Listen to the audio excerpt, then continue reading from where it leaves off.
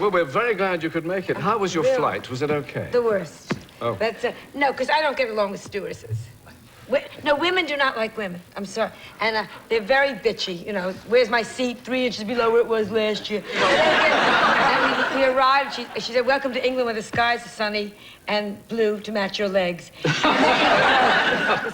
But you can't tell now, but... Well, you've made it. And you are looking lovely, it has to be said. Isn't this great? Because I have no bazooms. This is a shove over brassiere. You put it on down here and you push everything you own.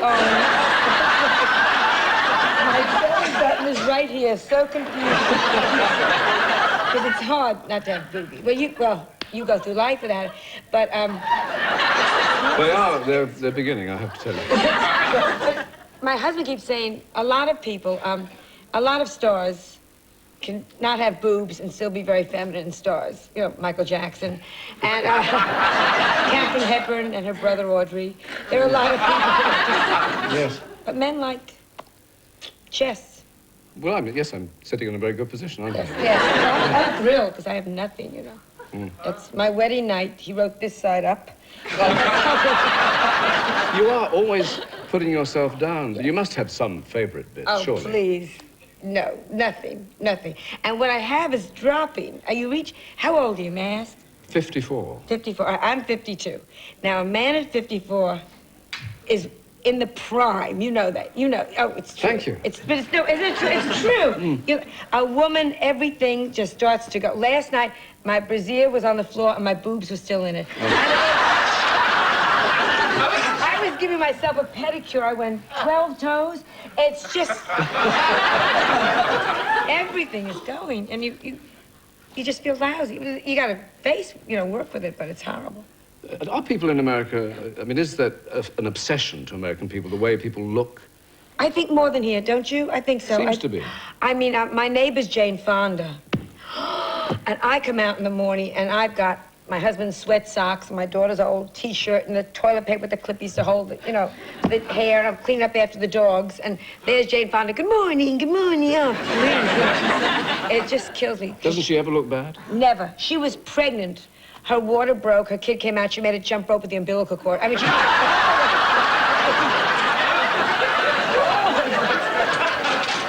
It kills me. My water broke. My dog drowned. I carried so... It ruined my wedding. But you know what they do a lot of? They do, and here too, but now plastic surgery. Ah, yes. Now, you've never denied that you've had plastic surgery. Oh, I've never denied. It's been all over me. It's been... Well, what exactly have you had done? Be fair. What haven't I had done? I had my nose thinned. I had my eyes done, which, if you could use a touch. You could, it's a little Louis Vuitton under there. Are you suggesting I got baggy eyes? A little bit. They're very attractive on a man, but not on a woman. I had it tucked. But everybody does everything. I have a neighbor who's a very famous star. It's been so pulled. She answers her phone like, hello. It's like, she pulls her leg, her mouth snaps wide open. Your insecurities, although I don't believe them for a moment, would they stem from your childhood? Oh, I think it always stems from childhood, don't you? I mean, I was not a wanted child, which made a big difference. My mother, all I ever heard is, why can't you be like the kids next door? Why can't you be like the kids next door? We lived next door to a cemetery. And it was just, I wasn't attractive. She would take me to the doctor and say, do you think she's going to live? And the doctor would say, not as long as you keep jumping on her like that. They just didn't want me. I mean, my crib toy was a lit cigarette. I would get in the tub and they'd throw in her, playing with the radio, playing with the toaster. Does this traumatic childhood, though, did it affect the way you brought up your own daughter, Melissa? Yes. What I did do, I did a lot of things that my parents did not do. Do you know what I'm saying? I did opposite choices. My mother never told me the facts of life, but those are different times. Like we talked previously before we went on the air about, AIDS, and you've been talking about all this last week here. My parents told me nothing. My parents never told me the facts of life. I knew nothing, and that's horrendous. My wedding night, he said, I'm going to blow in your ear. I said, use a Kleenex. It was just... I had never seen even a picture of a naked man. I had never seen a naked man. My husband walked out of the bathroom. I hung my blouse on him. I said, this is great. He's going to support me and I've got some place to put my clothes. Marriage is going to be okay. Yes, you and Edgar had a whirlwind courtship, didn't 4 you? days. Yeah.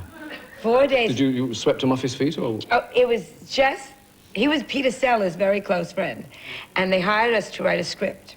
Hired my friend and me to write a script. And 4 days later, we got married. And it's 22 years, and it's changing now a little bit, though. Was it difficult to keep the romance going? Oh, that went about 3 years after we were married. But little things. You're like, in the old days, he would run around, he'd open the car door for me. Now he still opens the car door. We're on the motorway at the time. And he's more frank. Last night, he said to me, like, that perfume you're wearing stinks. You know, I said, joke's on you, I'm not wearing perfume. But it just upsets me, you know. And the gifts stopped. No gifts. I was praying for a fur coat. Finally, 2 years ago, he got me a hamster coat. Oh. That's terrific, yeah. Every time I put it on, I went around inside a wheel. That's terrific. And then he got me a mink this year, thank goodness, which is nice, except that it fights with the dogs. But it's fun. Are you a traditional housewife? Do you enjoy Never. housework? No. No woman enjoys housework. Do you think? Do you think really? No. If God wanted us to cook and clean our hands, would be aluminum. I mean, you do it because you have to do it. And if you're good looking, you don't have to do it. Joan Collins, the only she uses her stove for is to lie down on top of it. I mean, it's boring. It's boring and it's stupid. Once a year, I call the cops. I go, I've been robbed. They come over. They dust for fingerprints. I cleaned my attic. I found Anne Frank. You lucky bitch, have you got money from all those book sales? I'm not a cooker. My hands are meant to hold charge cards. No matter how I swing my hands, they go right back into that shit. And cooking is not for you? Not for me at all. I love to eat. I love to eat. On my wedding night, when we got married, they threw rice and gravy. But you gotta be thin now. Except some women, English women are very, very thin. I was walking around New Bond Street today. Thin? Oh, thin. All women now, men like them thin. It's because of Princess Diana. Princess Diana, thin. And Fergie's getting there now. She got very thin, at least in our press. Those thighs went right down. And well, everybody said, I threw a stick to my dog the other day. He brought back Diana Ross. Do you find us more broad-minded over here?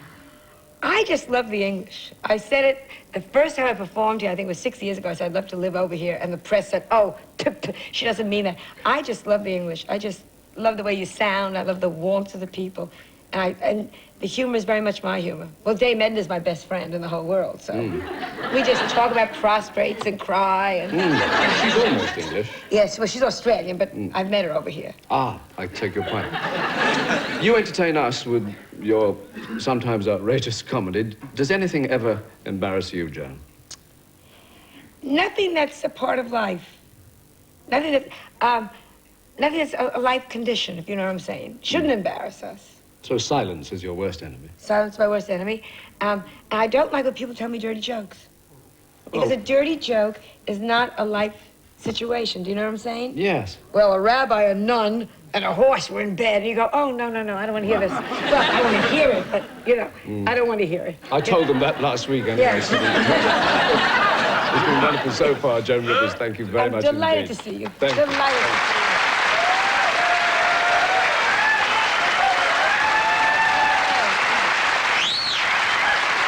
So you know that. I think we were more excited about the weddings than you were over here.